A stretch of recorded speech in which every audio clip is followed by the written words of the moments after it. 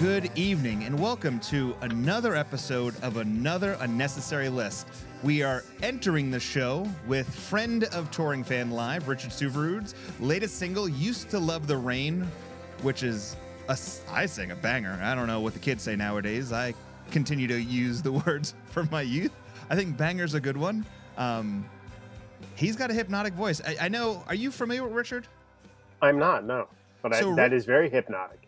Oh, Richard Suverud is a drummer. A lot of history on the West Coast. He was the fill-in drummer for Pearl Jam on when Matt Cameron got COVID during the COVID shows, which has become a new thing now. Like, people are saying, like, they're breaking up, like, concerts from, like, hey, these were during the COVID shows. These were COVID shows. Interesting. But Richard filled in there. He's had a lot of success with his solo career. He's a fantastic musician, known for his drumming. So yeah, just a fan, been a friend of the show. He's done a lot for me and some of the nonprofit work I've done. So new single, definitely check it out. It's on all streaming platforms, Spotify, iTunes, you name it. You could find it there. You can go there, go to his website. It's got some singles and things for you to purchase, vinyl. So if that's your thing, check it out. All right, let's turn down because we have a lot to discuss tonight. A lot. How are you? How have you been, Anthony? So I am nervous. I'm not going to lie to you. I'm really nervous. So this Saturday is the first half a marathon that I'm running, that I'm doing 7 over 2.5 months. Wow. And I was about 2 races last year away from being a pre-qualifier to be able to run the Boston Marathon, which is like which is my dream. Okay. But I got into that car accident last year, and the race that I had to run in October to get into that to be basically a pre-qualifier, it basically allows you to run with some charities and things of that nature. It got me out of it, so I had to like restart the whole process. Gotcha. But like, I'm motivated to do it. You Like, getting there? I don't know. I'm really. I mean, like, I feel you're feeling good. I don't know, man. I you know. This Saturday is the hardest one of all 7. So it's like you're starting on the hardest and you go down. I know like so I'll be 40 next month. So that puts me in a different qualifier class. So I don't know if I've ever told you this, but like I'm in the qualifier, like they call me, it's the, it's a horse name. God, I forgot what it's called now. Thoroughbred? No, I'm in the Clydesdale class. When they told me that, it's like, are you telling me like I'm a beautiful horse or I'm just a fat ass? So I'm not exactly sure how that fucking works, but so yeah, it's nerve wracking. I ran a half last week to see how my body would handle it, and my body handled it, but my time wasn't there because I've just had a lot of setbacks over the last few months, like just getting older, being in the accident. My body didn't heal up as fast as I was hoping, but yeah, so I have a half a marathon. I have my first 3 are every other week. And then I have 2 weeks off, and then I do 3 in a row, and then I have 2 weeks off, and then I have my last one. And then if my times average out, which this Saturday I have to run, I can't be any slower than 2.5 hours, which I feel like I can do. I feel confident that I can do that. It's going to be tough. It's going to be cutting real close. But if I do that, then the rest of them should be pretty fairly easy to accomplish the times because they're more flat. This is really hilly. And then if I get those, then I'll be able to get into this qualifying, my pre-qualifier, which will be in Nashville, Tennessee, which is in October. And if I run that race, then I can apply to be in these. But yeah, my dream's always been to run the Boston Marathon. So we'll see. Fingers crossed. Well, best of luck. I hope it all works. I know I have a lot of respect for that. I've talked many times in other areas about how I would never run a marathon. I don't have the skill or the desire to do it, but I have a lot of respect for people that do. The Flying Pig Marathon actually goes right by our house every year, and we go out and watch people run, and it's really amazing, and I think it's great. And I know that it's one thing about myself that I will never have a desire to do. So I respect the people that do that kind of stuff. So best of luck. Well, I appreciate that. You know, the one thing that I always loved about the Boston Marathon in general was when I lived up in Boston, and I watched the Boston Marathon, like I remember the one year I watched it, it was like the beginning. I loved watching the people finishing first, and I was like, wow, that's really impressive. Yeah. And the person like next to me was like, do you think that's impressive? Wait 5 hours, come back and Mhm. watch those people finish, because you want to see people that really this means something to them. Look at the Mhm. people that are struggling to finish, that this is what's led up to that, right? Like that is It's really true. So our houses, we are like at the corner of almost mile 17 of the Flying Pig in Cincinnati. mhm. And so you get out there and people will set up and we get out there around like 6 in the morning, and that's when you'll see the leaders coming through. But if you're out there around like 8, 9, 10, and we actually live at the top of this little tiny hill. But after 17 miles, there's no such thing as a tiny hill.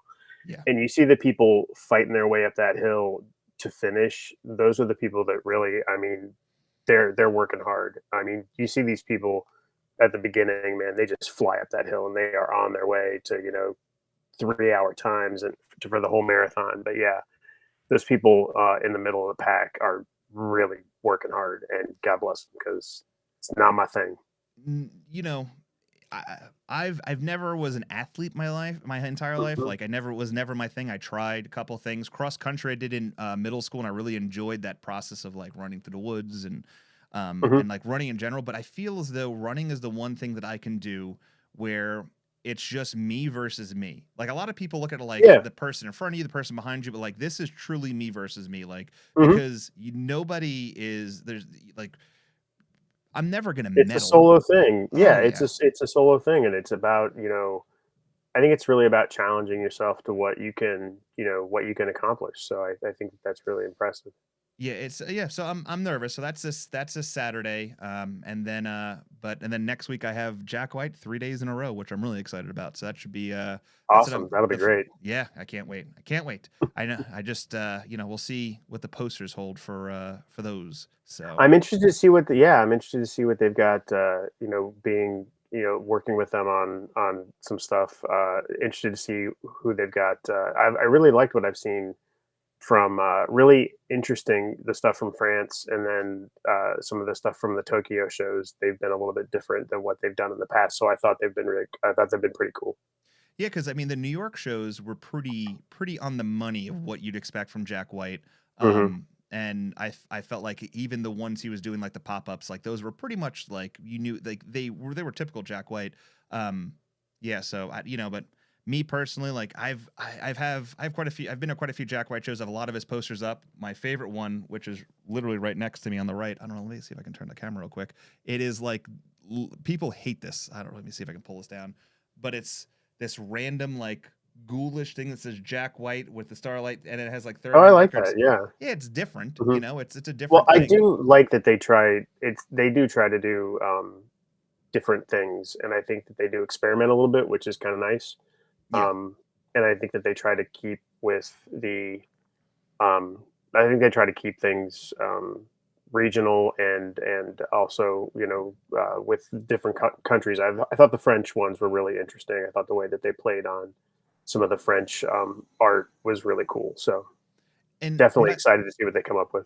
what I really like too is when they're using artists you don't know about that you Yeah. can it gives me it's like I don't know, it's like a movie. Like when people talk about something and then you look into it and you find like a actor you've never heard of, then you Hmm. kind of like dig into their other work to see if what else you like of theirs. And I felt like with a lot of Jack White's posters this year, they like I was like really digging into like I'm like, oh wow, let's see what else they've done, and kind of it was interesting. It's And nice it's to nice to see. see overseas, especially when they're using, French artists or artists from Japan. It's really cool to see that. So because Yeah. it opens our eyes to more of what's going on.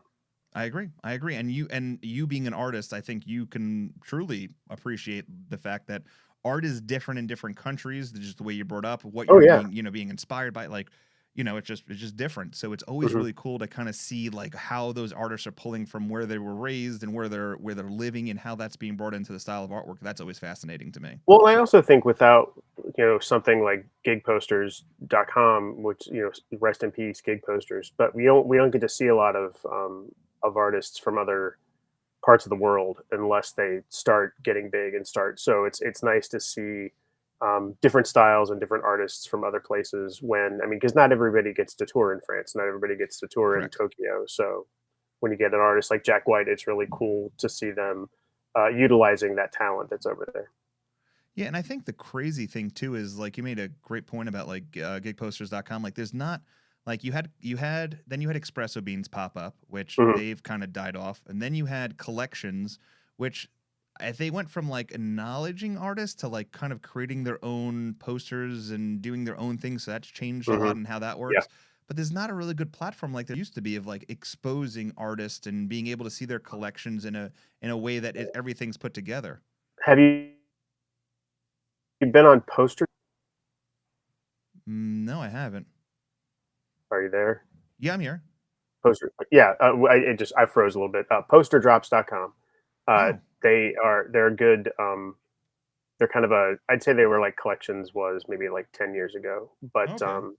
they've got a good system so far. I've been putting stuff up on there, and the thing about gig posters is that it was more driven by the artists, and the others were more driven by collectors and the collector sites. So I mean, there was a lot more exposure to different types of art and different styles of gig poster artists back in the gig poster days. So Yeah.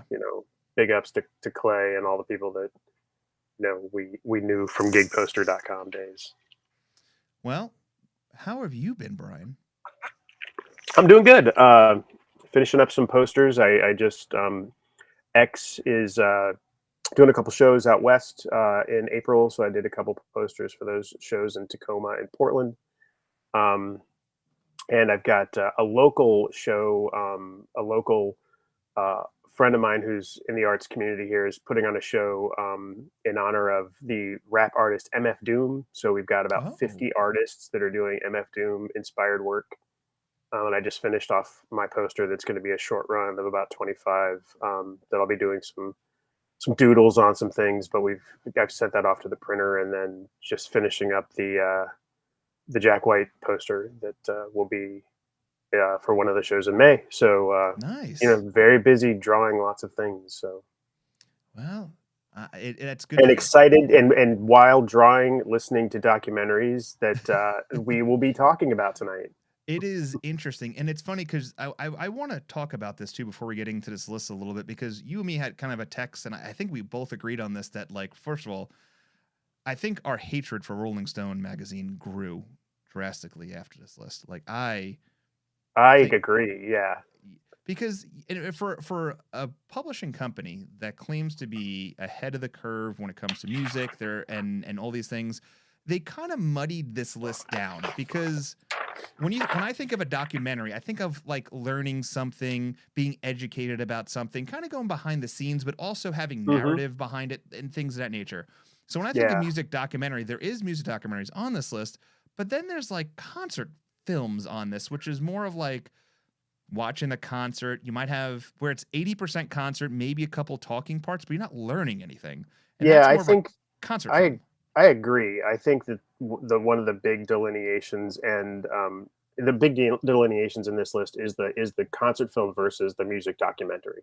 And I think that there's an argument to be made. I think in this there's not a clear delineation in this list, so it is a combination of both. I Correct. think you could easily say the top 20 concert films of all time and the top 20 music documentaries of all time. So what we're talking about here is, and I think that this is something going back to our general overall criticism of Rolling Stone is they don't really have a really good they don't really have good a basis for their lists. It's very open. They're not very clear on what the intent of the list is and what the criteria for what is included on the list. Correct. So and I think that we're going to talk about that a little bit more as we get into this. But we see these same issues cropping up, particularly with this list as well. Um, just a couple of quick things to point out ahead of time. So this list is top 70 documentary music documentaries was done in 2021. After doing some digging online, I was able to find this list was originally done in 2014 by Rolling Stone, and at that point there were only 40 documentaries on the list. So you'd think, oh wow, it's been 7 years. There's going to be a whole bunch of 7 years time. There's going to be a lot of documentaries that are released and be added to this list. Oh, but that is not the case. We only have about 10 new documentaries that have been added to this list that were made between 2014 and 2021, which leaves us 20 documentaries that already existed that were not on the previous list that are just put into this list to beef it up. Now, I will I'll share with Anthony the link to, because you got to look really close to find the original article, which is actually on Rolling Stone India. So Oh, yeah, I'll you have to go. send You have I'll to go share through the the link. paywall. Yeah. Oh no, there's no payroll, no Oh, paywall. But I will share the link with Anthony so we can get it up there, and then you can look at it and see. We'll talk about some of the discrepancies, but you'll see what we're talking about as far as these major differences. yeah. Just send it to my in that Facebook group chat. Yeah, I will. Okay, cool. So, and then we're also talking about, so the writers for the 2014 list and the 2021 list are mostly the same. There have been a Okay. few more added for 2021. Um, let's be honest, it's Rolling Stone. The majority of them are all white guys. So Yep. we couldn't get a female on the list to help us discuss these things. There are a couple men of color, but it's all dudes, and it's all dudes, and I'd say they're probably in their, let's say 40s to 50s. So in our age bracket. So um, that'll be Well, interesting. I that's think surprising based off this list it too, is because surprising based on, well, so here's so not to give you too many spoilers on the 2014 list. So just looking at the top 10 from 2014 to 2021, the top four movies are exactly the same. oh Jesus. So 1 through 4 in both on both lists do not change, and then between 5 and 10, there's a little bit of jockeying around. Um, and then I'll give you two interesting statistics. We've got the biggest jumper from the 2014 list to the 2021 list um, was Truth or Dare by Madonna, the Madonna documentary that was Okay. part concert film, part music documentary, Yep. moved up 18 spots from 30 to 12 from the 2014 to the 2021 list. Now, the biggest dropper Mm-hmm. was Rattle and Hum by Really? U2, which dropped a staggering 34 spots. Oh. It went from Oh. 36 on the list of 40 to 70 on the list of 70. It barely made it in. So think about a couple of those things when we start to discuss these So films and so the changes on the list. so who did Madonna hug at Rolling Stone, and who did Bono piss off at Rolling Stone? Exactly, which is, and you'd think, U2, Bono, you'd think, with the group of people we're talking about making this list, that U2 would be pretty, like, pretty big on that list. We're Yeah. talking white guys from 40 to 50. So, I mean, that's kind of their, kind of their sweet spot. So, You we'll get mentioned into a little bit more, but some other interesting stats that are floating around out there that we'll share as we start to dig into the list. But do you have any other thoughts, Anthony, before we get started? no, I mean, I think the big thing for me is like I can sit back and watch a music documentary about just about anybody when it's the learning aspect of things. When you're learning about a band that maybe you don't know about, and actually in the top 10, I would say there's a documentary in there that anybody could watch and I think would find interesting, even if you didn't like the band. I But agree. but there's concert films. Like if I don't like I could probably watch a music documentary about Fish. Like I could probably learn about like their background, where they came from, how they Uh grew huh. up, what they got into, because I'm interested because they're talented musicians. But I Absolutely. couldn't watch a 2.5 hour concert film about them because I know what that's, well, it wouldn't be 2.5 hours if it's a regular concert. It'd be a 7 hour doc, whatever it is. Exactly. But it's just I don't know. That's I think where the dilemma comes here. And I also think the one thing that I had told you before we get into this list is like there's clearly, as I'm getting older, I can see where I am just not connecting with things because of my preferences in just Hmm. music in general and my Yeah. understanding of things. And we'll talk about that too. But other than that, I say we jump right into this list.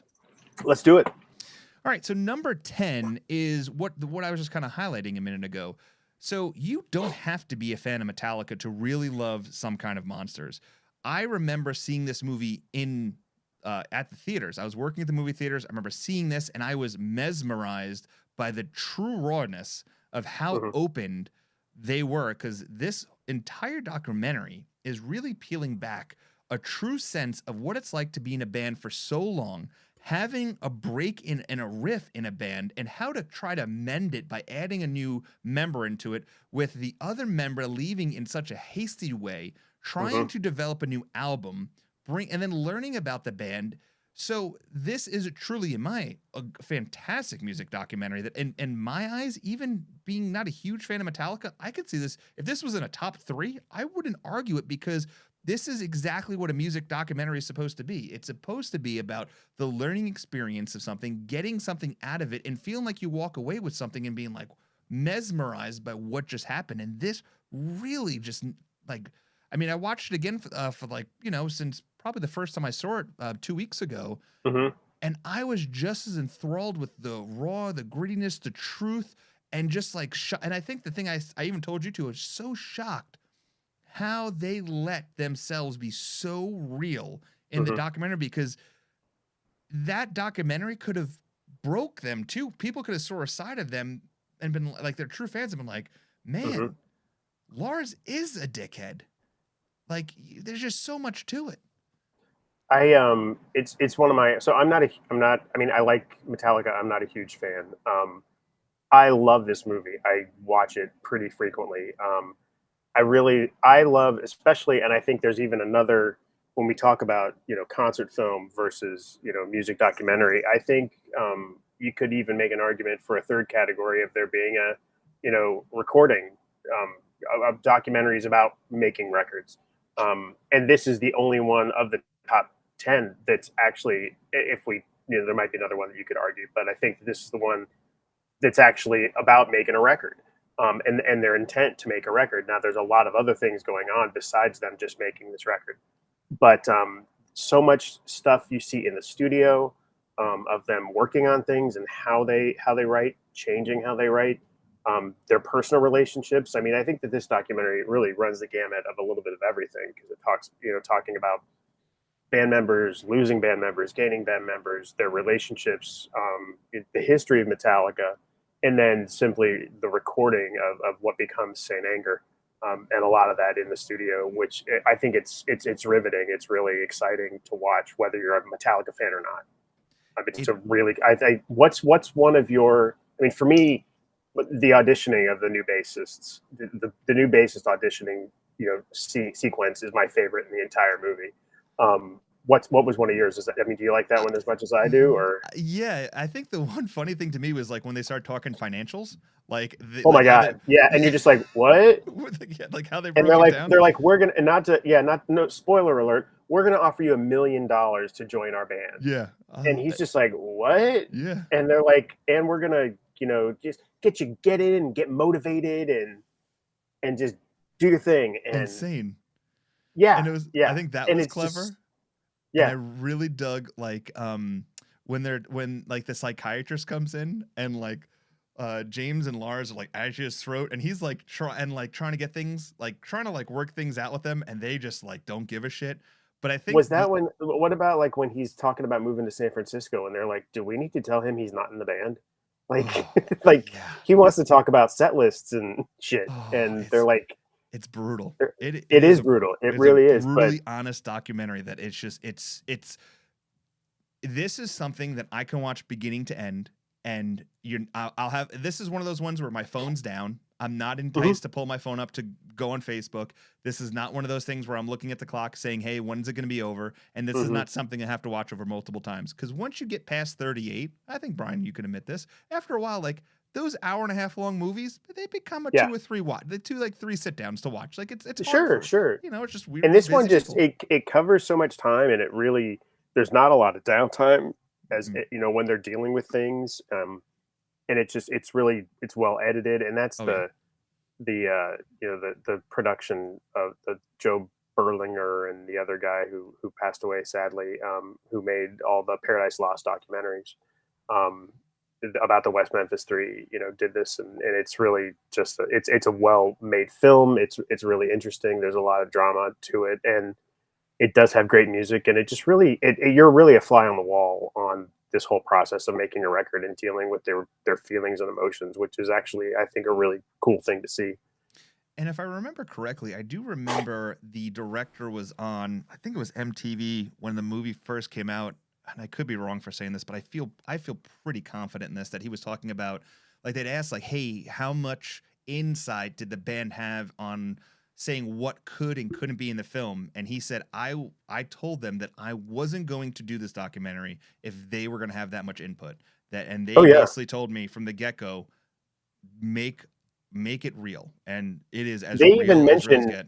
they even mentioned in the documentary about like, I mean, they could have just they paid Metallica paid for the documentary. They could have easily just said we don't want this to ever see the light of day, Yeah, and they did. They still had it released. So I mean, I think that's real kudos to them because I also love the scene where it's so like Spinal Tap, but yeah. when he goes to sell his like art collection and gets Hmm. drunk and everything, and I to me that is just like fucking wild. That's definitely like the Spinal Tap scene in that movie where he's laying underneath the giant Basquiat painting that he sells for Yeah. $5 million, Oh, it's and when he insane. says, everybody would take the guys would take their money and they'd put it in their garage, and I'd take a chunk of money and put it on my wall. I'm like, you're such a douche, Lars, but Yeah. Oh god. this is so fucking fun to It is. watch. It is. It is a great behind the scenes It's thing for so sure. entertaining. It's Oh, it's so so good. entertaining. So Yeah. good. Talking about documentaries that like people buy into, there was a documentary made about Live Aid, and there was a part that was it's a huge disc set. I mean, it's fantastic. I didn't even think about it. It's a concert document, like a concert. Oh, yeah, yeah. I don't I think didn't I even think watched that one. that should be in my top five. Action. I think about it because I've watched Yeah. it a million times. But Live Aid was really good. But there's a part of it that's missing. It's like a huge chunk of it, and it was about Hmm. Led Zeppelin. And Led Zeppelin said it's their worst show they've ever played because Phil Collins said fill Okay. in on drums. So Yeah. Led Zeppelin paid millions of dollars to buy all of the footage from Mhm. that performance. They have erased it from history. Like it's gone. Like they deleted it. Like all the That's film, so everything funny. has been Yeah. gonzo. But they paid for everything, so it never saw the light of day. That's like Spinal Tap. Yeah. That is That's 100% Spinal Tap. Um, absolutely. all right. So number 9. This is where Anthony becomes disconnected a little bit, a lot of it actually. I'm not going to even lie. I tried so hard to get into this. Um, it took me a long time to watch this all the way through. And this is Mhm. Homecoming. It's a Beyonce documentary about her playing at Coachella. Now, Mhm. I will say this, and I've said this, we've had conversations, I've talked to other people about this because I was like, man, am I just an asshole for not liking this? Like, is there something wrong with me for not liking this? But in the same sense too, like I've never understand this, like, what's the word? Like there's a lot of like people that look at her as a political figure. There's a lot of people Oh that look yeah. up to her as a huge role model, and it's just a different generation for me. Like I know Beyonce as Destiny's Child. That's kind of what Mhm. was when I was a kid. Like when I was in high school, that was what it was. When she went to her solo career, besides the one or two hits that she had, I never really Mhm. felt that she was as big of an artist as like that was out and about. Like it just never clicked with me. So Well, this documentary. Go ahead. I'm sorry. no, you're fine. Beyonce isn't making music for us, No. and that's fine. Yeah. I my wife had talked about this. She had watched it when it came out. I was I was just in awe of the 4 months of musical preparation for these Coachella shows, the 4 months of dance preparation, all the stuff that she had woven in with black culture and all that, and to me was really really interesting. The music I thought was really cool when it was done live. Like I've said, and we've said about Beyonce before, I understand her importance as a cultural figure. She doesn't make music for me, and that's perfectly fine. Yeah. But man, this was one hell of a show. I mean, she performs as good as anyone out there, and I really thought it was cool the way that they kind of wove in all the preparation stuff into the concert. So it wasn't just like the concert, by itself. It was the concert with all the background stuff. Um, but yeah, I thought, and this is one of the new. So this is one of the movies that was one of the new documentaries Yeah. that came on the list, and it was made since the original 2014 list, and it popped right into the top 10. So and we know that Beyonce is usually pretty high on a lot of the Rolling Stone lists. But yeah, I thought it was a, just a really cool achievement. It's not the music that I choose to listen to on a daily basis, but man, I thought it was really impressive. But I mean, Yeah. I understand where you're coming from. I think that it's okay that it doesn't make you an asshole or anything. It's just, Beyonce doesn't make music, and I don't, she doesn't have to make music for me. Sure. she makes music for her fans, and you could tell by that concert, they love it. Oh, of I course. mean, a lot of great so I thought it was really, really cool. Yeah, it is a great listen, what she was able to accomplish with that performance and the time and effort and her own Mhm. personal money that she went into the performance because I think they had said I read online that she was in the hole when she did this performance. Like there was no money to be made. Like there Yeah. was I mean, lit- it was just it was something. It was like yeah, I mean, and it was like a it's a once in a lifetime thing. it's a once in a lifetime thing. It was like 10 Super Bowl halftime shows. Oh I mean, gosh, it yeah. was just Yeah, it was wild. and that might be being generous with the 10. I mean, Mm. the production value in this was insanity. Wow, all the people and the dancers and the Oh yeah. musicians, and I loved the marching band stuff, and it was just and I loved how they filmed both, they because she did it 2 weekends in a row, and then one she was wearing yellow and one she was wearing pink, and they would switch back and forth, and initially I was confused because I'm an old white guy, but I was like, "Why wasn't she wearing yellow? Am I messed up?" But, Our minds can't keep up. no, I couldn't, and I was like, "Oh, I get what's going on now." But, Mm, no, I thought it was really cool, but so rolling into number 8, now we're mhm. talking an actual concert film.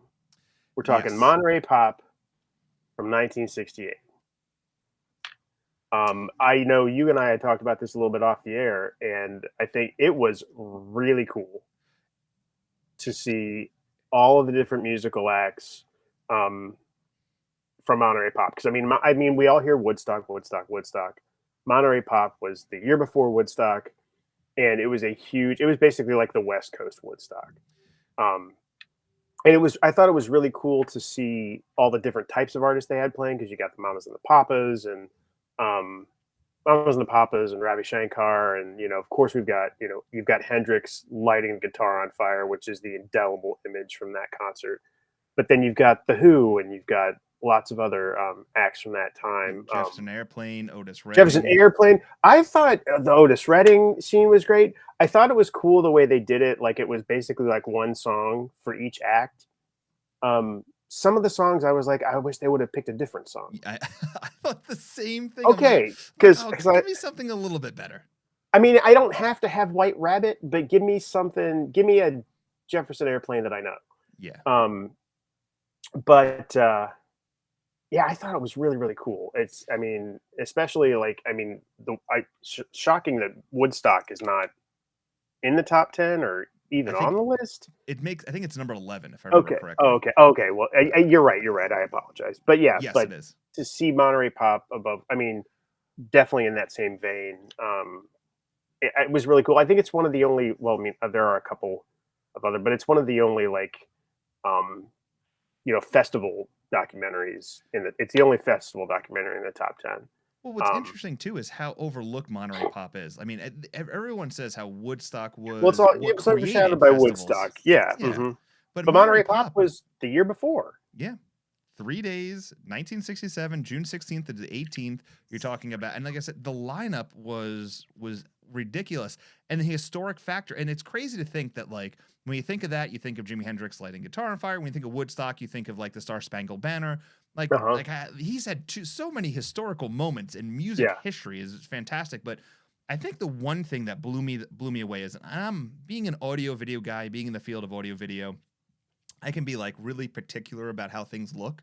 Yeah. So the Monterey Pop that I watched was a remastered version, and what they did was Mm. it was a different way of remastering it. They actually went back to the film and just cleaned it instead of Okay. like upgrade. So they didn't go through what they call a 4K process, where they actually go through and they like digitize it and stuff. That what they did was they actually went through this process where all the film that goes through this cleaning process where it goes through like an acid wash and everything like that, and it Hmm. cleans the film really good, gets all the dust off it, and it gives it more of a true like film.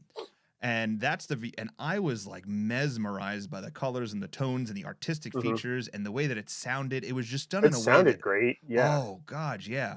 So I loved it. And here's the thing: majority of the music that was being played was nothing that I like. I didn't know a lot of it, Hmm. but I was enthralled. But like how like the whole process, I don't know. It was done so well, and it's such an interesting thing. Like, and the whole time I was watching the music documentary, I'm like, I would love to find somebody who went to Monterey Pop and talk to Mm. them. Like, Yeah. I want to interview someone who went to that show and get like the feedback of you're talking about really truly the first true huge music concert like festival ever that really jump started what is now a very common thing. And I mean, there's so many music Oh festivals yeah, nowadays, but Monterey Pop, absolutely. if there was no Monterey Pop, I don't think there's a Woodstock. Yeah. Mhm. So, But but yeah, no, I thought I love it. it was a really cool, and having seen Woodstock, I thought it was an interesting. Um, I thought it was an interesting juxtaposition to Woodstock because you got Woodstock. You see, there were people.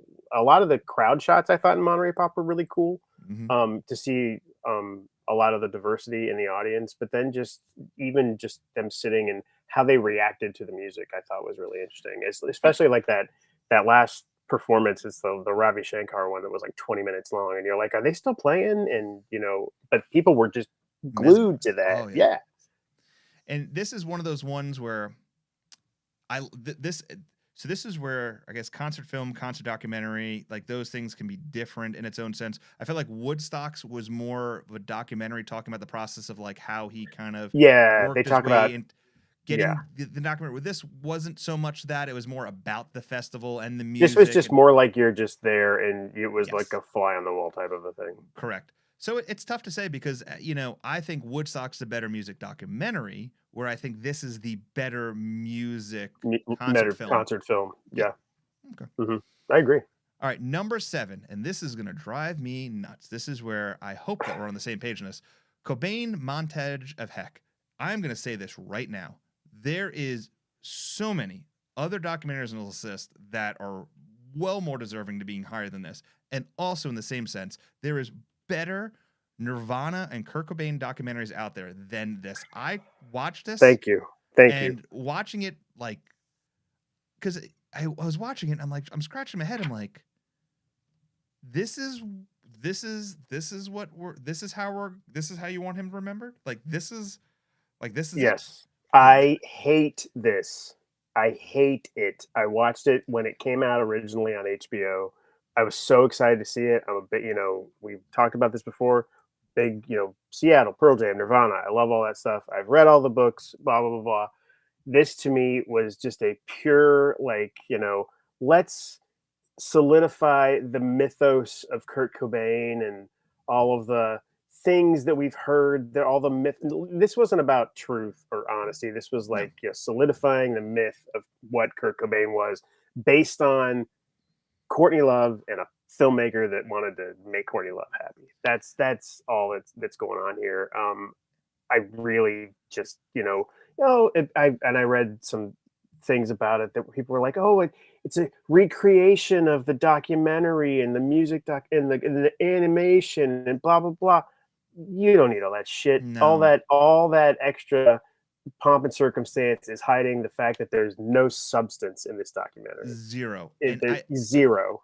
And I love artistic creativity, but I felt like Hmm. this was at some point I'm just like, all right, enough of these There's too pop-ups. much. Too Yeah, it's like at some point it's just and it's hiding the fact that there's just nothing underneath. That no. there's no real truth or honesty about this. I think I think that we as an audience to Nirvana and to Kurt Cobain, we have an idea of what we've read and seen and know about this man who's become mythologized after his death.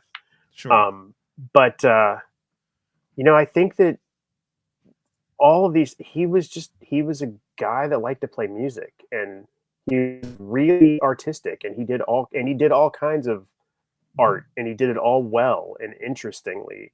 But I think it's just sad to see This is what we got. this version of Drek it's like it makes me anytime I hear anything about the Heavier Than Heaven biopic, I don't ever want to see that ever happen in my lifetime. I don't need to see is Brad Pitt gonna play Kurt Cobain? No, we No. don't need to have anybody play Kurt Cobain. Just go read a fucking book and listen to the music. Yeah, and I honestly, if I, in my personal opinion, if you want to see who Kurt Cobain was, and the truth behind it, watch the Unplugged, like the behind the Yeah. Unplugged with Nirvana. The fact that they went to him and said no cover songs, and he literally was like, all right, fuck you, all right, I'm gonna do it. And then he does David Bowie, and he does, and it was Hmm. crazy because Kurt Kurt was known for always going against the grain.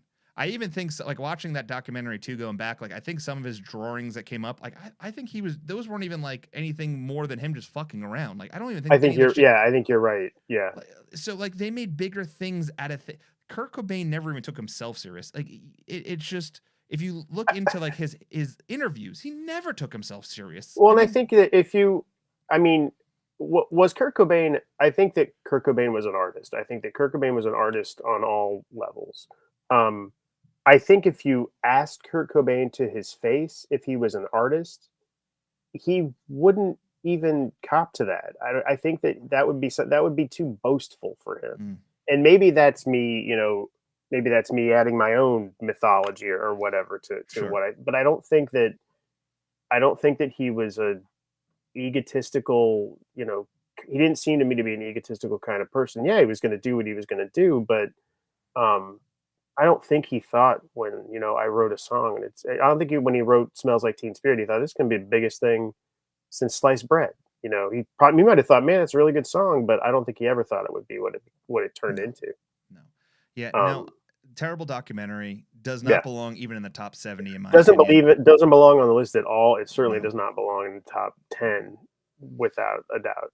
It was, and this was yeah, very frustrating. It was, yeah, not good at all. Not in my opinion. No, This was garbage. I'm So, glad we agreed. oh, good. I'm glad. I was a little nervous. I was, because you had talked about it. And I'm like, oh shit, he's gonna hate this. But Uh, okay. all right. Next, this is an interesting one. The Decline of Western Civilization, which is really a trio of films. Hmm. I thought I had seen this. Okay, you hadn't. I swore I thought I had seen this. And then I watched it, and I was like, I had never seen this before. Okay. And this was a mind blowing experience where you were locked in to seeing First of all, you got to talk about this. This movie came out in 1981, and you're Hmm. talking, and especially when you look at the punk scene. The punk scene, this is just really the creation of it. You're seeing something Yeah. created, like Hmm. coming from a 70s rock scene to this punk scene, like, and Hmm. especially right on the heels of like hair metal, disco, break, all these things. You're seeing something interesting. Hmm. And I was so enthralled. And I love the beginning of the movie when they're having to read their statements and I'm like, we are Yes. told and he's like having such a hard time saying the word, figuring out the Hmm. words. You're gonna be on film. Yeah, it's just, but seeing the creation of something, and then like the part where the lead singer's like, oh, this is, where do you live? Oh, I live in this closet, and they go to the closet, and he's Yeah. like, Hmm. yeah, like it's just it's a time that you're this is a point in the world where Hmm. music was not being made for fame or money.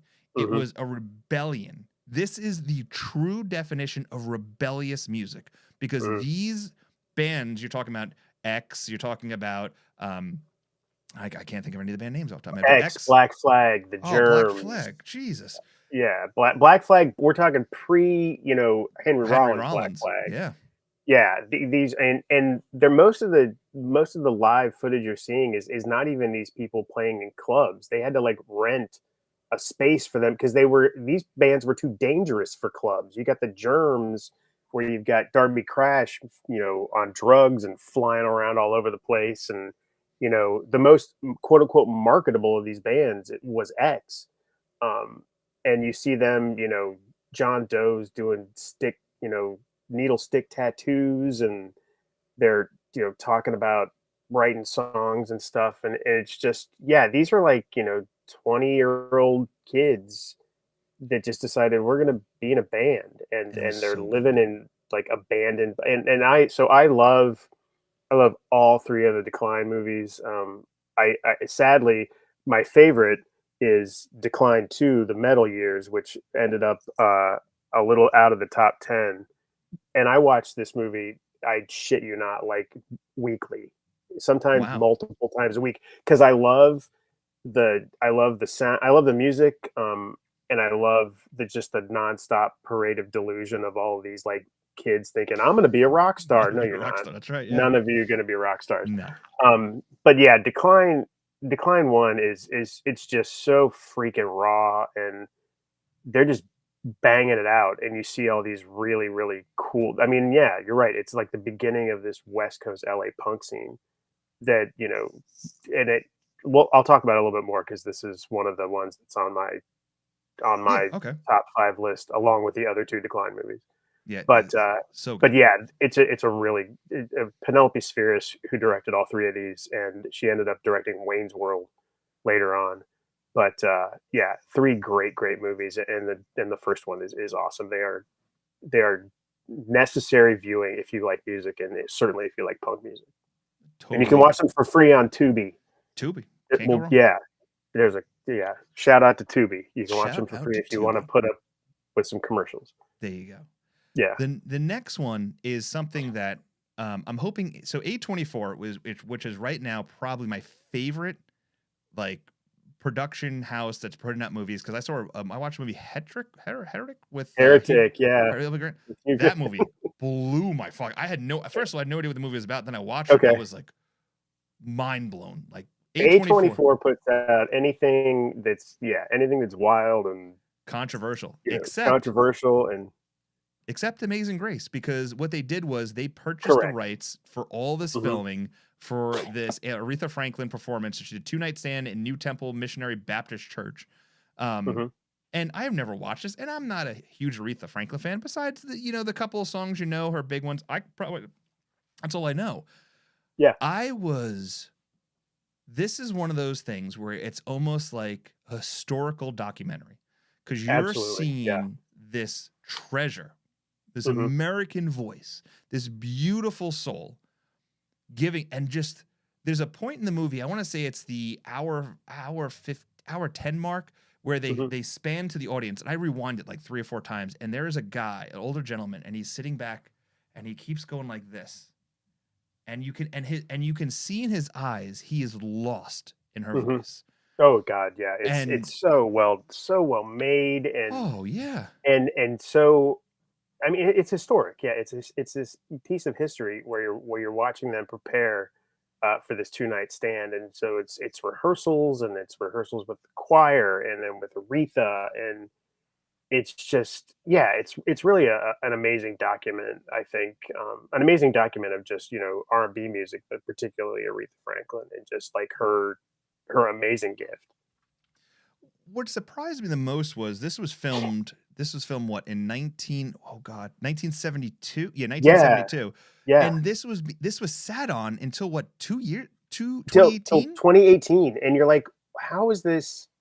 And they even kind of talked about it a little bit, like they talked about it a little bit. I think at the beginning, like this is like this historical document, and why is it taking this long to kind of get out? It's just really, and I think you can, especially looking at this and then comparing it to like Homecoming.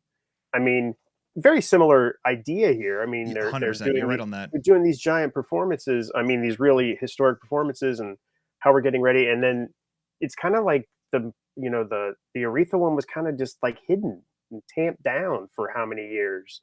And yeah, let this out so people can hear it and see it, and really experience this because only the people that were there got to see it. Yeah, it's her voice is mesmerizing, and I actually went when I was running last week. I had added some songs to her when I was running, Yeah, and I guess like the you ran playlist faster, didn't you? I was the fastest I've ever ran. But no, she's just got she has a voice of an angel.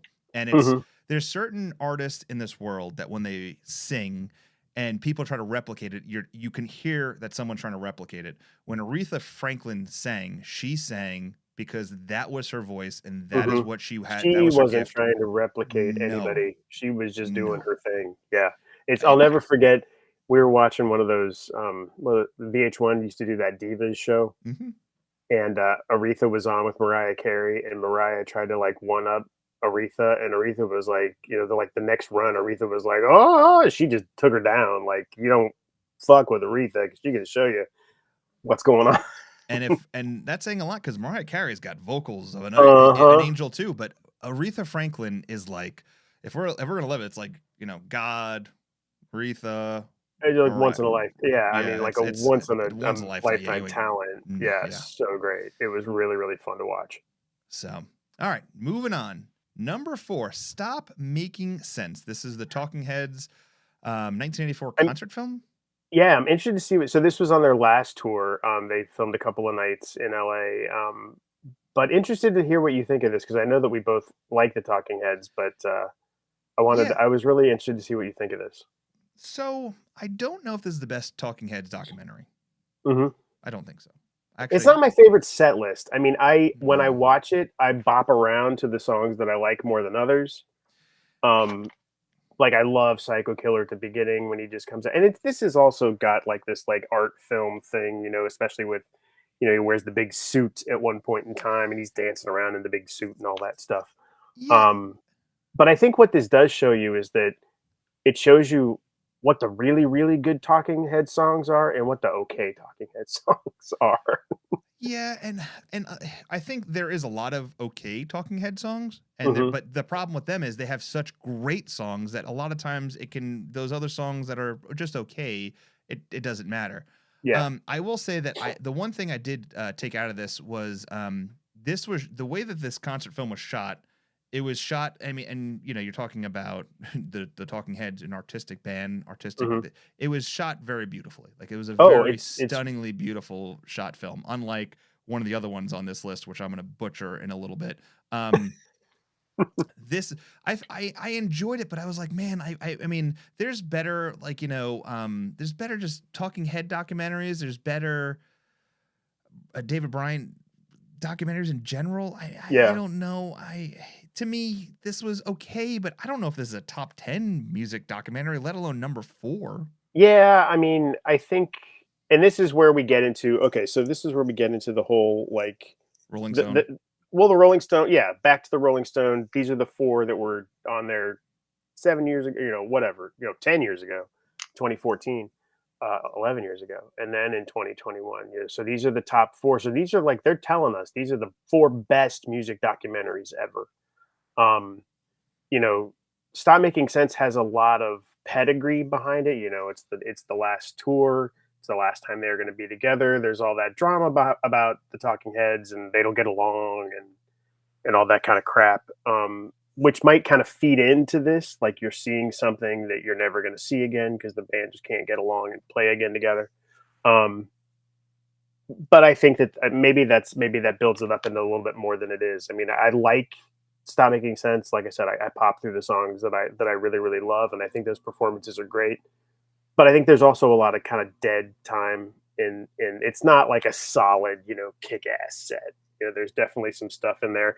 If you've ever, I don't know if you've ever watched the TV show Documentary Now. It's where they kind of poke fun at documentaries. No.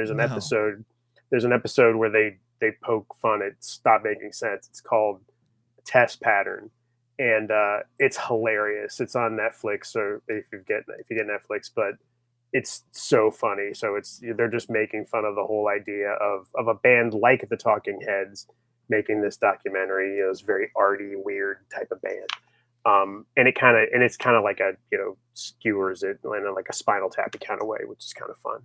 But yeah, I don't know if it's not. I don't know if it's necessarily top four. No, and There are other documentaries that I like better. yeah. And we'll talk about those in a little bit. And I'm sure you Yeah. have a few of your own as well. I agree. I would say though it felt this is one of the ones that like it was a shorter one out of all of them, only being at 88 minutes Yeah. long, Hmm. but it felt longer than 88 minutes Yeah, long. there's those not like radio hits of the Talking Heads or those the super memorable songs of theirs. They get to be a little long. All right. Well, which leads us into number 3. Which this one I have a question for you. Okay. Is this documentary made if not for that death at the end? That I think we may have discussed that offline. And see, that's the thing. Is Gimme Shelter number three without the drama of Altamont? And that's my question. I say no. I say without the drama of Altamont and what ended up happening, um, Gimme Shelter is just another concert film. Yeah, It's and just another Monterey Pop yeah. if it's not this horrible tragedy happened. I have positive and negatives for this one. Positives, Mhm. you're getting a behind the scenes with the Rolling Stones, and you're seeing a true Yeah. grittiness because it starts off with them hearing about the death of Meredith Hunter, right? Mhm. So, Yeah. and then you're seeing their reaction to it, and then it kind of jumps back to the past. So it's kind of like Mhm. this really interesting. It's a different take than some of the other films. How it's like you're seeing different parts. Like it's kind of jumps around a little bit. I Yeah. fucking hate Rolling Stones manager. Like the entire time, Yeah. him talking. Oh, it's the Rolling Stones. You got a problem with that? Oh, fuck. And every other word, he's like, and now listen, I say the word fuck a lot. This guy was just a fucking trucker. This It's very like cocky. stereotypical, but it's like this, like he's like, oh, I'm the big manager of the. It's Oh, very it's very stereotypical mm, rock and roll. The band is all fucking strung out, and they're all like, "Bleh," and so, and then you've got oh well, the Rolling Stones are going to do this, and blah blah blah blah. And it's almost kind of like it's a parody it is of almost like a parody. something You're right. like Yeah. that. Had it not been for this, tragedy that happens, What was and interesting to me too was, and this is where I go to one of the negatives, but I'm wondering too, because I think this has something to do with the Hell's Angels.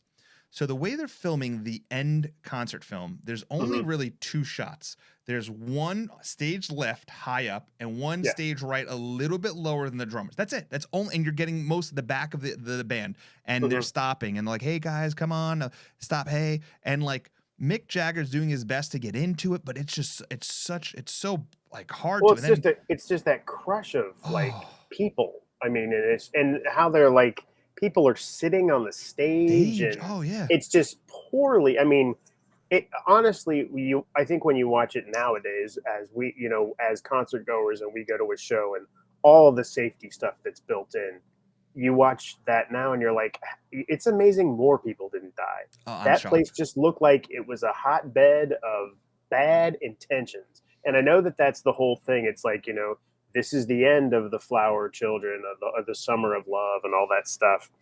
But yeah, it just seemed like it was a bad situation from the get. But I have a great idea. Let's have Hell's Angels run the event. That sounds like a Well, fantastic idea. that whole. I wonder if the manager came up with that idea. Why don't we just have Anton LaVey and the Church of Satan come out and do some, maybe that sounds like a better Uh, gig. I mean, it's what's just, Charles Manson yeah. up to this weekend? Yeah, yeah, what's the family doing? I mean, I think that Can we they get him back were, yeah. together? Could we? Yeah, is Mm. the family busy, or is he in jail already? I don't know. Oh Jesus. But yeah, it just seemed like from the beginning you're like, this is not gonna go well. I mean, and you know what happens at the end, because Yeah. but you're just like, this is just setting it up for a bad situation. Yeah. It was. And you're right. Is this a top three? Is this a top 10 documentary without a tragic death in it? No, I don't think No, so. I don't think so. It's No. just a bad Rolling Stones concert. Yeah, and then if you go towards the end, I felt like the other negative I had with this, they pushed that whole like the how many times can you Oh yeah.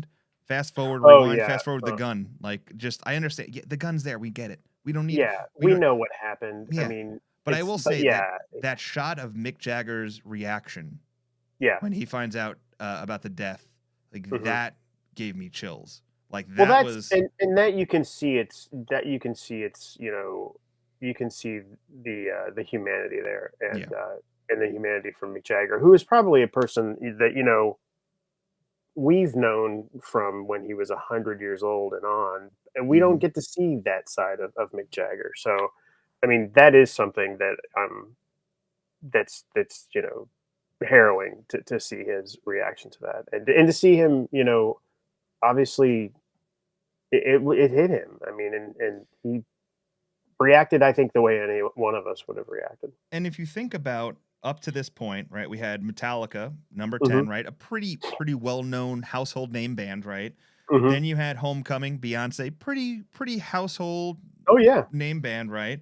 Then you Hmm. had Monterey Pop, for the most part, older guys, Yeah.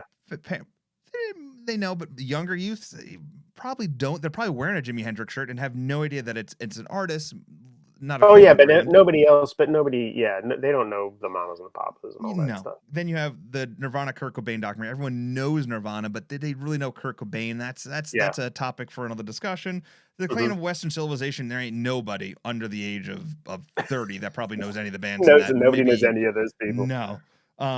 And then you have Amazing Grace. Aretha Franklin, I think I don't know if she's as big of a household name now as she was like in our youth, because I don't think that Oh her yeah. music. I mean, her music's gonna resonate with singers, but not a commercial big hit anymore.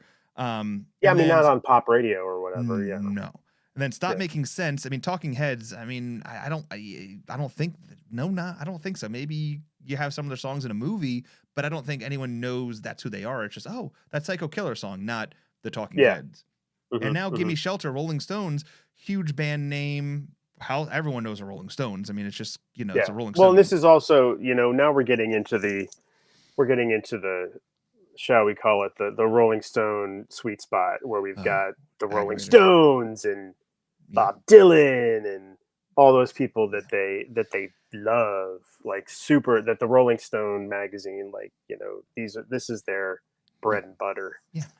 Yeah. I So wonder if let's they go to I wonder if they do this shit for the next two to just piss people off. I think because it causes controversy, which gets people to click their website. This has I to be. think, and we've had this conversation before, and I think that they do, because I'm like I said, this is where I look at the people that are making this list, and I'm like, they're not much older than you and me. This isn't like, the boomer set. Mm-mm. Why are these? Do they have a gun to their head saying, you're gonna put this one at the top because we love this shit? And I'm like, I don't, so I watched, so number two, The Last Waltz from 1978. The Last Waltz is Robbie Robertson and the band. It's their last concert. It's filmed by Martin Scorsese. It's very famous concert film. I'd say concert film, a little bit of documentary footage, but mainly a concert film. Mm-hmm. So I watched this a lot of, and to me, I even had to go. So I went and talked to a boomer. I talked to my mom, and I was like, and my mom was, into the music back in the day. I said, "Do you get the band? Did you ever get the band?" I was like, "I watched this movie for the podcast." She's like, "No, I never got the band. I didn't understand why they were saying, this is the song by the band, The Weight. Take a load off Annie." We all know that song. Yeah. You don't know any other song by the band unless you're a fan No. of the band. And to me, I thought in the concert film, they kept bringing up their friends. They had famous ass friends. We've got Neil Diamond, we've got um, Clapton was there. They've got all of these giant famous people that are arguably more famous than the band. Neil In Young, my mind, Muddy Neil Waters. Young, that part was great. Neil Young was great. These people are more famous than the damn band. They're Yeah. on there more than the band is. It's the band's last concert. It's not any of these other people. What's the point? I don't get it. And and here comes sorry, I'm going to take us down to the woke train, but Uh-oh. Joni Mitchell was one of the band's friends. She goes to play. They spend the backstage clip before we get to Joni Mitchell talking about all of the women that they've banged on the road. And then they're like, "Ladies and gentlemen, here's our friend Joni Mitchell." How is that cool? No. Like, what the hell? Yeah, come on, Martin I Scorsese. was like, what the hell, Mark? I mean, let's be honest. Marty was probably knee deep in cocaine at this point. Oh, I guarantee. But This is oh, right. This is right before Raging Bull came out. sure, yeah. So he's, he and Robbie Robertson are flying. But yeah, what did you? I actually talked to my brother, who's actually younger than me. He's like, "Oh, I love the band. They're great. I listen to it all the time." I don't get it. No. I don't get it. It's just old white guy music. I find it extremely funny that you did the exact same thing that I did. So it took me, you ready for this? This is 8 evenings of not falling asleep. This wasn't even 2 hours long. No, there were so many times I'd put it on. I had to I'd do lay it in in my like bed. yeah, and you fell asleep. Oh, out cold.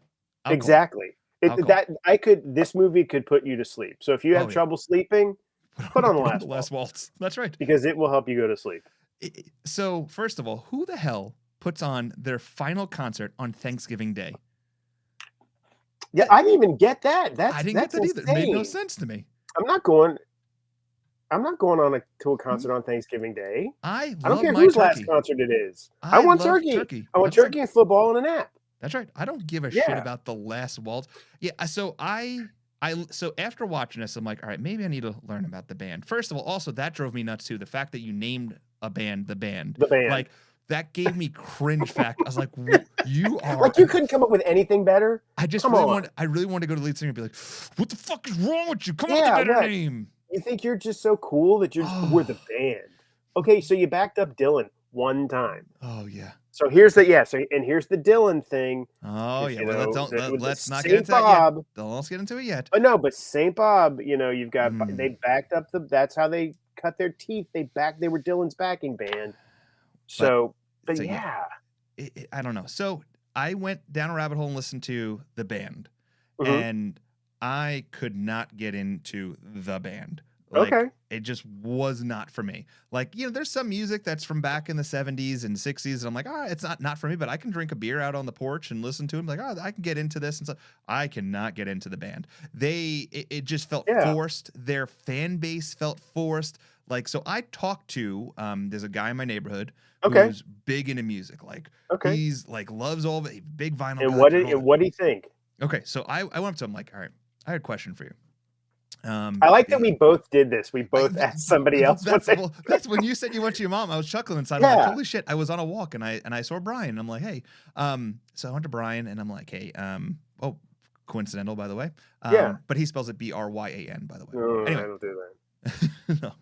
So I was like, so we were talking and he was cooking out on his grill, Mhm. and I'm like, what do you think about the band?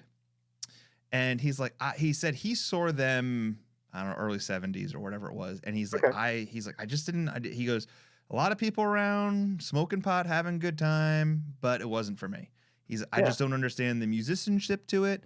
And he's like really into like things that make sense, like the timing. Cause like when I sent him Oh, some okay. music and he's Mhm. like, the timing's off. Like Mhm. it sounds good, but to me, it just sounds like he doesn't like the band, but he's also, he doesn't like Neil Young either. So there's that too. Oh, But well, that's a problem, but yeah, but I mean, hey, everyone to their opinion. But yeah, exactly, exactly. You don't have to like everything. I was But like, but I asked him like, yeah.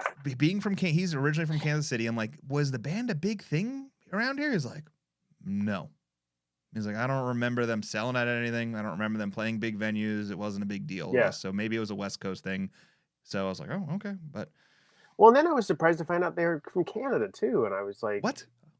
yeah, and I'm I like, didn't know "Well, that. what's the yeah, so what's the" I didn't get it. I just didn't get it. If you like it, that's fine, that's cool. It made me think of, like the Moody Blues or, like, one of those, like, other just, like, '60s or '70s bands, and you're just I don't know, what's that one that John Mulaney likes so much? Like, uh the Dusty I don't know. Fuck, I can't even I don't know. remember. Like, just one of those old, like, '70s bands or, like I mean, Supertramp. I like Supertramp, Logical Song. Yeah, give me some white guys singing some Supertramp. That's great. But these guys were just like and it was just like that, we're just gonna do folk music. And like, weren't they all doing that shit back then? Like, I don't know. I didn't get it. I didn't understand it. If you like the band, I'm sorry. I don't like the band. Well, if you thought that movie can put you to sleep, let me tell you Oh, about something Jesus. that will put you right to fuck to sleep. And If melatonin doesn't work for you, don't then look try back. this. Don't look back will put you right to fuck to sleep. And this is where I can't take Rolling Stone serious. I've never Yes. seen this documentary, and Mhm. it took me. I had to stop and watch other things to go back to this because I was so bored And out of my also, mind. this documentary wasn't like a 2-hour plus documentary. It was No, pretty short. And so what we will know from our generation about this particular documentary is this is the subterranean homesick blues at the beginning with Bob Dylan and the cue cards and he throws them around so it's an early music video. We all saw this when In Excess did it in Need You Tonight Mediate version or yep, whatever. So yes, it's this historical thing that happens way at the beginning of the documentary. So guess what? Watch the beginning and then turn it the fuck off fuck off. because you're going to be exhausted because And the other thing that I got from this that I kept saying in my head the whole time. So this follows Bob Dylan. It's 1967. He's touring in the UK. So this is a UK tour. They're following him around. Bob Dylan's an asshole. Oh, a big asshole. He's an asshole in this movie, and I don't know if it's just him acting out or being the young rebel or whatever it was, but I'm sorry, the young rebel that sings folk songs kind of just doesn't work for me. Doesn't I work. don't get it. I want to see a young rebel smashing some shit and doing stuff like they did in the 90s. But yeah, I just, the whole time I was like, the performances weren't like super special to me. I mean, part of me would have rather, if there's going to be a Dylan thing in the top 10, I'd rather see him play electric at Newport Folk, which was like this big, rebellious act of his. All he did was bitch and complain the whole time about, all this stuff. And I don't know. What do you think when people ask him about like writing songs? And I think that's a legitimate question when they ask him questions about writing songs, and he just seems so dismissive and rude to them about like, oh, well, it just happens. It's just a magical thing. And I'm like, they're just trying to ask you an honest question. Do you even understand your lyrics? Yes, I understand what I'm writing. Like it was he's just so pompous and yet again, I also asked my mom. I said, "Have you ever seen this Don't Look Back, Bob Dylan? What'd you think of that?" She's like, "I didn't get Dylan either." And I So was I like, didn't ask "Good," anybody about Bob Dylan. No, I didn't do that. But I will say that I've never been a Bob Dylan fan. But I did get an opportunity to see him. Oh God, 15 years ago. Were you happy you saw him? No. Okay. We may have talked about this in previous, expanses on Bob Dylan and Rolling Stone. So but it was because Bob Dylan, he's almost like what's his name now? I was just talking to Trey about this on Let's Talk Vinyl. The guy that they're like basically Frankie Vallen, who's like they're putting on stage and he's just like lip syncing. Frankie Avalon. Yeah, that was Avalon, just. But like, but even like 10 or 20 years ago, I was happy I could understand what he was saying and Don't Look Back. I mean, I could understand. He actually sang a little bit better. Yeah, no. But when I saw him, it was mumbling, and I was just like, and he had a couple backup singers that were like filling in so the words were more coherent. But anyway, like, listen, Bob, I tried watching the most recent film, and I just wasn't like, made me not like him even more. I'm just I'm not a Bob Dylan fan, but this is not this was not entertaining to me at all. It took me forever to watch this, and this is the first documentary I put on. And and I ended all the documentaries by finishing this recently. Like that's how long it took me to put this together. It took a couple of sittings for me too, and I was just, and it was at some point where you're like pausing it. You're like, how much time is left? Oh, yeah. Like, what can we possibly get to? All he did was sit around and smoke and just act rude to people. Yeah. And I'm not saying that you have to be like Mr. Super Nice Guy, but be fortunate for what you have and don't just act like an ass. Yeah. I couldn't agree more with you. It was I just thought it was a poorly done documentary, if you want to call it that. And I don't understand. This is not a number one document. This is not the documentary that all documentaries are made around. Like, this is a disappointment. This is a disappointment for number one. It's like it lands with a big old. In my top 5 documentaries that I love, not a single one of them went back and to watch Don't Look Back and say, this is what our film needs to be like. I don't think any of yours say that either. No, let's enough with Bob, because we know that Rolling Stone is going to pray at the altar of Bob. All these 40-year-old dudes are going to be like, oh, we love Bob Dylan. Let's talk about some stuff that we really like and that we think you will like if you haven't seen it yet. Yeah. So, Anthony, why don't you hit me with one of the documentaries on your list? Well, I'll go from bottom to top. So I'm going to start off with one that it's pretty obvious. I'm even wearing a bootleg Pearl Jam shirt tonight in honor of it. My favorite bootleg Pearl Jam shirt of all time. Pearl Jam 20, to me, when that came out, I remember seeing it in the theaters. And what they did interesting about that too, Pearl Jam 20, was they did Pearl Jam 20 in the theaters, and then when it came out, they also had the second disc, which was The Kids Are All Right, which was more of the concert film version of Pearl Jam 20. but I liked it because you were going behind the scenes and you saw a true raw side of all of the artists in the band, and it gave you this kind of pullback of like what the band was about, the struggles they had. There was a lot of like things that had never been released before coming in.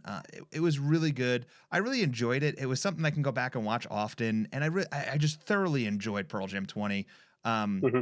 It makes me, I do think while the band was celebrating 20 years, I still think that was early on in their career, and we'll talk about that in one of the other documentaries. I Hmm. do wonder, like, what a Pearl Jam 30 would look like, or hell, I mean, we're getting close. What a Pearl Jam 40 is going to look like. Like, are Hmm. they going to really dig deep? Because I think Pearl Jam in general is very much defined by 10 years. Like everything with them, if you look at their first 10 years or second 10 years, and even the 10 Hmm. years leading up to 30, like what they've done can be their own documentaries. But I thought Pearl Jam 20 was done really well.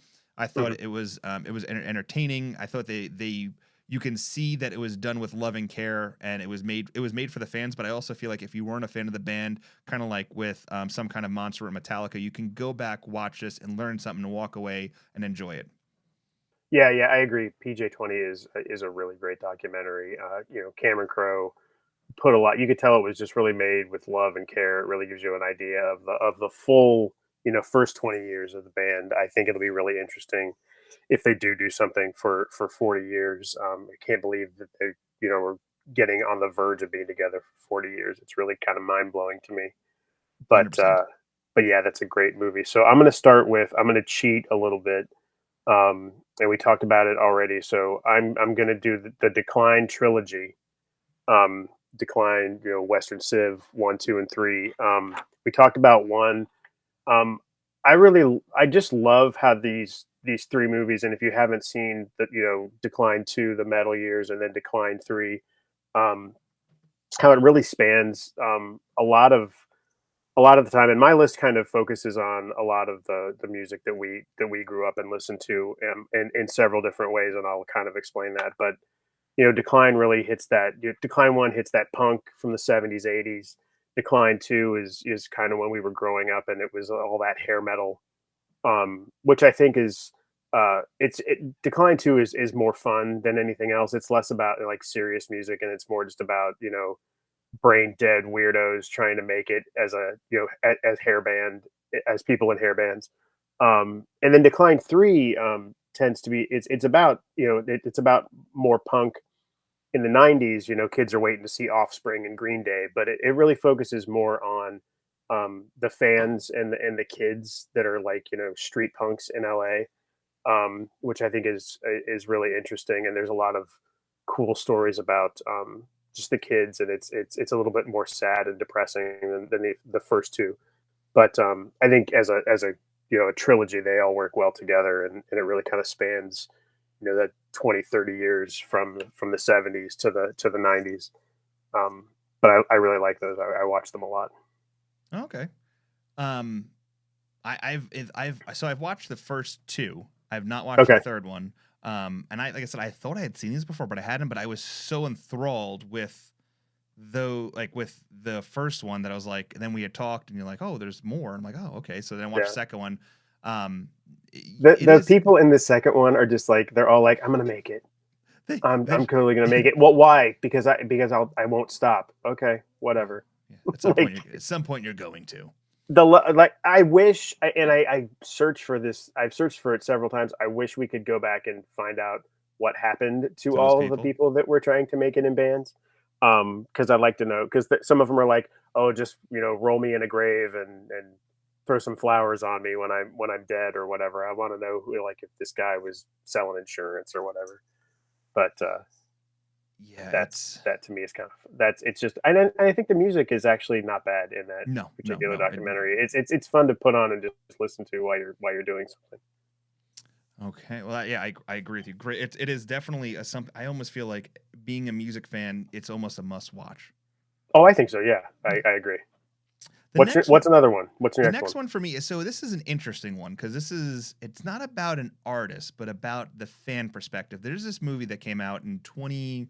Oh God, I should know this. 2018, I think it was. Hmm. Yes, 2019. I'm sorry. It's called Dennis and Luis, and it's a documentary about this couple that have no kids, live in Queens, New York, and their entire lives since they were kids up until I think they're in their 70s in this Hmm. movie, love each other, and they just go around and go to concerts, and it's about their love of music and their history with bands like the Ramones, and like the Ramones staying at their house, and like she had all these Oh, like when they're going through her house, like she's pulling out the jeans of Joey Ramone, and like, oh, these are Joey Ramone's jeans, and oh, here's some shoes from Johnny Ramone, and then they're going back, and then they're talking to like Black Rebel Motorcycle and Oasis and the oh my God. oh God, I mean, Fat White Elf, Jimmy Gordon, John Grant, Happy Mondays, Peter Hook, all these people that have like been around them that have like totally been enthralled by their music, and they're like, it's at one point there's something that was like click with me about what love is and what music can do. Like, there's a point where you can see where um, Lois can't really walk anymore, so Dennis is like Hmm. pushing her in a wheelchair into these venues, and these bands respect them because like they've been around, and they're and it's, I don't know, there's just like this respect level of the bands as they're playing to them and how many concerts they've been to and like their love of music and what it means to them. And it's this beautiful passionate story about the love of music, the love of individuals, and how they came together, and it was done in a way that was, God, it was amazing. And just listening to all the bands they've seen and the history and what they love, and Hmm. I don't know. It's such a beautiful tale, and it's such a great documentary about music in general. And yeah, I can't speak highly enough about it. I would 100% recommend this to anybody. I definitely need to watch that. I looked it up when you sent it to me, and I thought it sounded really, really cool. So yeah, that is definitely at the top of my list. I'm going to check that out this week. All right, give me your next one. So my next one is the documentary. It was on the list. The documentary Hype, which is about grunge in Seattle. It's got some great live performances from bands that didn't necessarily, make it big like Pearl Jam and Pearl Jam and Nirvana. It does have the first ever performance of "Smells Like Teen Spirit" in it. It's got some great performances by bands like The Gits and 7 Year Bitch and lots of different Seattle bands, ones that you haven't necessarily heard of over the years.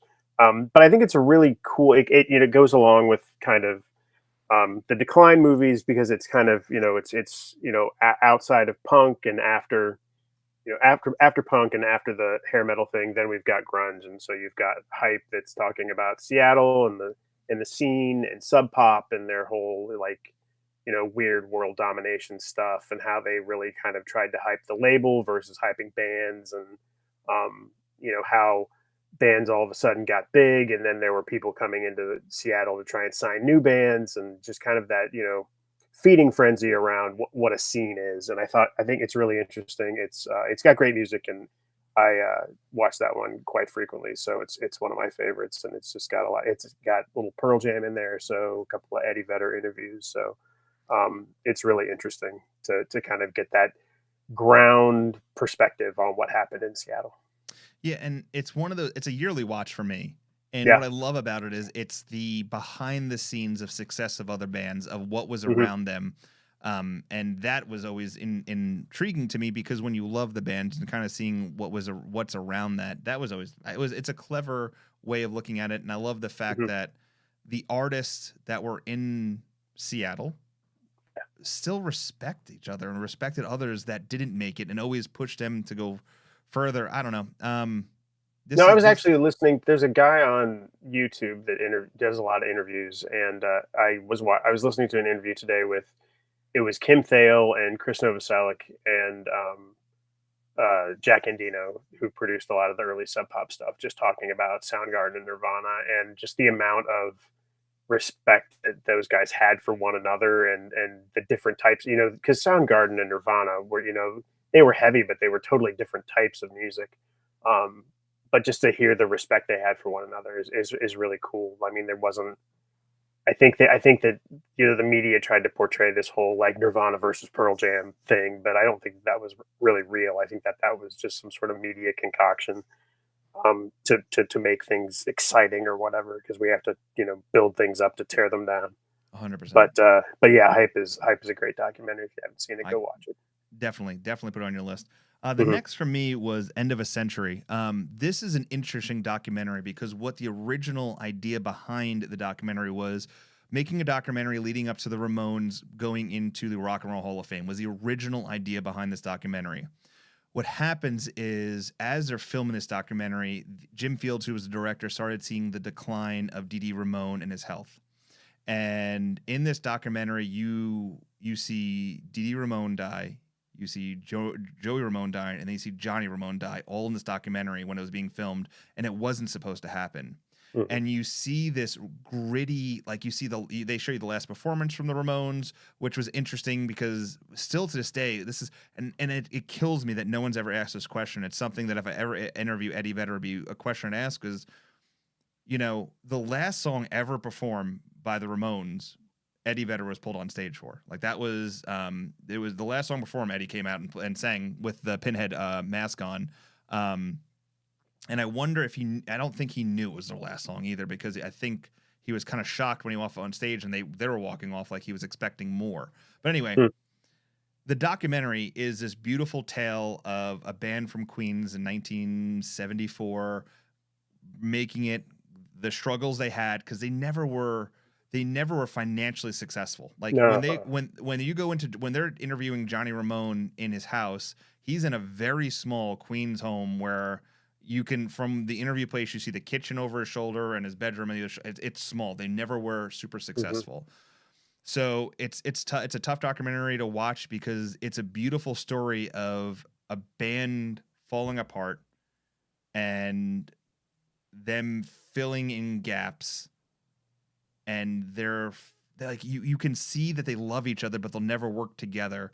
Mm-hmm. Like you can see Dee Dee wanted it, but he wanted Joey to want him there, and Johnny and Joey never really connected in a way that they were just performing to perform. There's a lot to their story, but this is a beautiful documentary that shows you like a lot of truths. And as a Ramones fan, like, you know, and I never had an opportunity to see them, this was stunning. And I love this documentary so much. Yeah, I haven't watched it in a few years, and I need to go back and watch it again. But yeah, it's a really sad story at the end. I mean, and the Ramones in and of itself are just, you know, because they were always a huge influence to tons and tons and tons of bands, but they never they never made the big money, and they weren't, but they slogged it out all the time. Yeah, it's so true.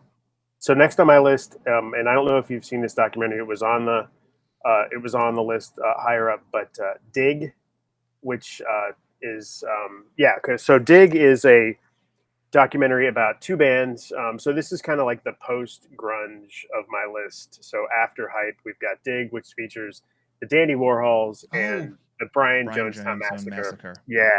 And it really shows, I think it's really cool. I mean, obviously it's got tons of great music, but I think it's really cool to show two bands in similar places. And one goes the major label route, and the other one is just, too toxic and explosive to do anything. Like it's the Brian Jonestown Massacre is just talked about, and these, like, they're amazing and they're great, and Anton does all these great things, but they're just like fraught and toxic, and they can't get along, and there's addictions and fights and all that shit. And then you've got the Dandy Warhols that are, they all get along and they're well adjusted, but they're going through the studio system and they're paying $300,000 for a video. And I think it really gives you a good idea of what the kind of post-grunge, post-Nirvana record business was like, kind of leading up to what it is now, obviously pre-internet and all that kind of stuff. But it really gives you a really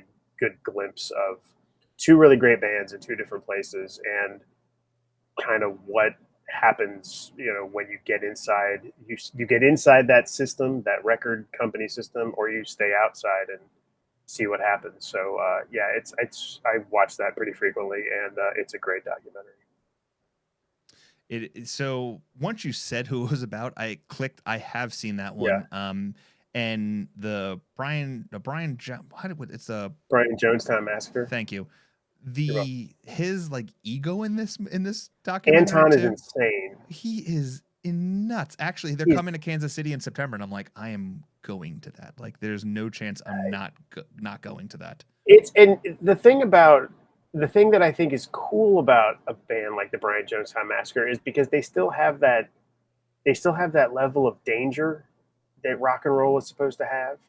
And Mm-hmm. I think a lot of it's been kind of sucked out of, as it's become more commoditized, and it's more business oriented and things like that. But that idea, like, you're going to see an act, and it could either be the greatest show you've ever seen, or it could just all turn to shit at a moment's notice. And just having it be on that kind of wire of it's one or the other is what I think rock and roll is kind of should be about.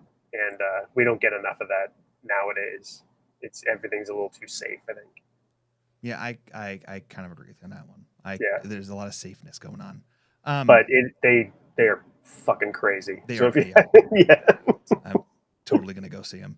yeah, Um, Next on my list is the documentary. This is kind of funny. It kind of goes in that same place. It's called "Burning Down the House." It's a documentary about CBGBs leading up mm, to the closing of CBGBs. Once the CBGBs was purchased, the building was purchased. The director kind of jumped in to start filming some stuff about it and the history of it, and filmed mm-hmm, it all the way to the closing, to the point where they were putting that CBGBs in Las Vegas, like the history of it. They talked to all the bands that were played CBGBs, what it meant to them, the final performance at CBGBs, to the death of the owner, to the owner of CBGBs, which is hilarious to me because there's also a movie about CBGBs out, like God, I forgot what it's called, but it's such a good one. I think it might be just called CBGBs. it's called CBGB. Yeah. Yeah, and it's amazing. I love it. It's great.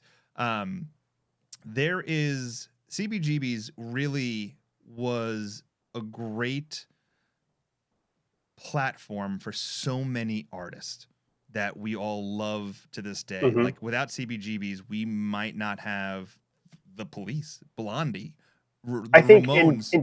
in so many different types of artists, Oh yeah, like anybody would play there. It wasn't like, oh well, we only have these types of bands. It was all types of bands. Like, I mean, Pearl Jam played there at one point. I mean, like, everybody who's anybody played at CBGB's. And and I now it's a Victoria's Secrets. oh, I thought it was a John Bravado's, I thought it or was did they Victoria's change? Secrets. Oh, either way, Yeah, I was in New York. I assume it was closed by then, but they still had the awning out front, and I was able to go and see it and take some pictures before they took the awning down. And now it's the Rock and Roll Hall of Fame, which is where it belongs. But yeah, I mean, just think of how many, and people talk about how shitty it was, and but people still wanted to go and play there, and people wanted to go see music there, and it's one of there's the great American venues. I think it's one of those things, was the sound great there? No, I've heard that was terrible. Was the atmosphere great? No, but No, I think there's things in this world that we can't explain that you have to be there to understand it. yeah, Like, we can talk about it, but we'll never truly understand that feeling of walking into that place and the smells and the atmosphere hmm and hmm those bands. I mean, could you imagine seeing New Order, or I mean Joy Division, right oh before yeah, before they get, and they're playing on a stage, and Talking Heads, Blondie. I mean, all hmm these bands that just were young and just trying to thrive, and they're playing, and some nights they're playing right after each other. oh yeah, And this and they would have like bands you wouldn't think that would go together, and they're just all playing Oh, yeah, I mean, in one night. so I mean, Iggy Pop, the list goes on, but Hmm the documentary was done really well. This is I think it's more of a tragedy when you look back at it, because the owner did it to himself a little bit, and there's a lot of things in the documentary that wasn't there. Like, he had an opportunity to purchase the building, but he was so behind, and he never was good with financials. And his daughter Yeah. tried so hard to get him above water, and just never worked. hmm But yeah, this is a great documentary, and this is one of those ones you learn a lot. This is very much a learning experience. hmm that's awesome. I need to watch that again. I haven't seen it in a while. And my last one is, so ending my arc here in what we'll call Dad Rock, is Wilco's "I Am Trying to Break Your Heart." Um, I don't know if you've ever seen it, but Mm-mm. it's Wilco during the recording. So it's a documentary, but it's also a recording documentary where they're making Yankee Hotel Foxtrot, and so it's the band doing a lot of experimentation and recording in their studio, and then we've got a lot of interband tensions, and then people getting fired in the midst of the record being made, and then finishing the record, and then delivering it to the record company, and the record company is like, yeah, we don't want that record, and then Wilco buys the record back, and then they sell it back to the record company again, and just all this stuff that you see like a mid-sized American band that's super talented with these great musicians, and they have to deal with all this record company bullshit and everything just to you know make things work. And it's great to see that Wilco has been able to sustain itself for years afterwards. But this was a real, I think, a real kind of point in their career where they could have gone one of two directions, and they were fortunate enough to create this kind of landmark album, and then document the process of doing so. But it's got great live footage, studio stuff where they're doing a lot of experimenting, and it's really a great watch. Yeah, and Wilco, which is funny. I've had tickets to see Wilco multiple times, and it just Hmm. for some one way or another just never worked out. I never watched this documentary. It definitely sounds like, because once again it's creating of something, and that's the truth behind like how it happened and going Hmm. through things. So I definitely have to check that out. But yeah, it's I'll have to give it. I'll definitely add that to the list of having to watch. Circled. Yeah, you won't regret it. It's really a fun watch, and Tweety is an interesting character. So Um, what's your last one? all right, so this is what I think. So this documentary is called "The Fearless Freaks." It you Oh can't yeah, you have to buy the DVD because the Flaming Lips pulled it. Um, really? yes, so I had to buy the DVD to get it recently to watch it Okay. because it's nowhere to stream. Hmm. So the documentary came out in 2004. It was right off the heels of Yushimi Battles, the Pink Robots, and going into A War with Mystics, which was the Hmm. 2006 album. And the documentary is interesting because it talks about the battle of the Flaming Lips coming, this band from Oklahoma, like having that were like they were making all this experimental music. Like they were a punk band Hmm. in the 80s. Like their music was very punk. Then they had the success with She Don't Use Jelly in the early 90s, Hmm. but then they kind of fell off and didn't have anything. Yeah. And they had a like, kind of a cult following, and then it kind of like it wasn't, because in the 90s they were playing very small clubs, like nothing Hmm. you know nothing was really sticking Hmm. at that point. So with this, like, it's interesting because when they made this documentary, Yoshimi Battles the Pink Robot was a huge success. Like that really trajected them. They got cult status, playing Hmm. Coachella, playing Bonnaroo, coming out in the ball, all these things. Like he was finding his inner self and utilizing the abilities of artistic creativity to putting in the music. Like you're talking about, the band, they talked about that album. It starts with Z. I can never say the name of it, but they put out this album where it's basically 4 separate cassette tapes, Hmm. and when you play them at different points, it makes a whole new song. So if you play the first album and then wait 10 seconds, play the second one, like you have to have 4 cassette players to do it. And in Yeah. documentary, they show them doing this.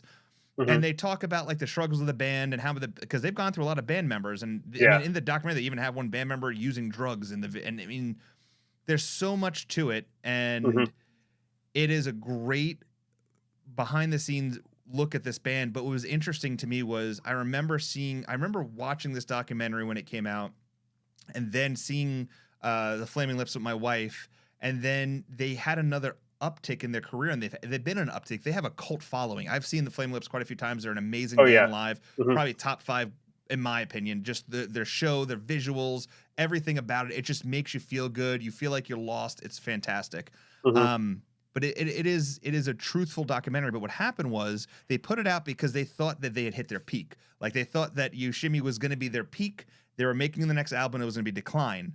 Hmm. Well, once they didn't have a decline and their band members was unsuccessful, and now they're looking back at this, and some of the bands were put in a negative light. When it came to certain things, using drugs on the screen, whatever case may be, Gotcha. they Yeah. literally pulled everything. So the only way to Huh. get this is the DVD, which is weird because Wayne Cohn's known for his truthful and honesty and kind of openness, but I guess he wanted this. So yeah, the only way to get this is on DVD, but it is a really good, true, raw interpretation of the band, and it is beautifully done in the colors. It was directed by Wayne Cohen's friend who made a bunch of music videos. So it was his first like true official like Okay. big thing, and it was Mhm. amazing.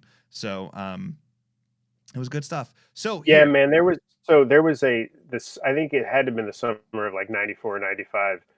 Literally, the Flaming Lips opened for every band I went to see, like, that whole summer. oh I'd be really? like, "What? They're opening for Tool? What? Oh, they're opening for Soundgarden?" Like, yeah, they opened for, like, every show I went to see that summer. It was like, "Oh, the Flaming Lips are opening." So, yeah, they have busted their asses for many, many years. But, yeah, that's a really, really good documentary, so Have you pick seen it it? up if you. Yeah, yeah, I've seen it. Yeah, Okay, it yeah, love it's, it. I think I saw it, well, God, I might have got it, like, from Netflix back when you got The DVDs. DVDs, yeah. 2005 back in the day, 20 years Hell ago, dude. yeah. Which is Oh, dude. that is hurts my head to pick. But let's quickly run down the list of the documentaries that we talked about tonight because I seen there've been quite a few people asking about what documentaries we talked about Okay. on the You list. do your list, and then I'll do mine.